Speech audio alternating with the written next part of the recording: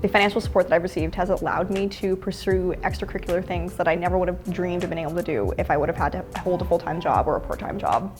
These scholarships really give me the luxury of being able to fully lean into who I want to be at the end of these 4 years. I've really gotten involved in student government, which has been a fantastic portion of my life, and I've gotten involved in chapter leadership, my sorority. Those are two things that I would not have been able to pursue without the financial support. I think all of these things, all of the things that you do outside of the classroom make you a better person for the workforce later on. And I think my interpersonal communication skills, my problem-solving skills, and more like the soft skills that I've been able to create outside of the classroom would not have been possible without the scholarships. I would really like to attend the University of Idaho's law school. I'd like to practice in Idaho and work on either real estate law or some sort of business law, and then eventually transition into politics in some way, shape, or form.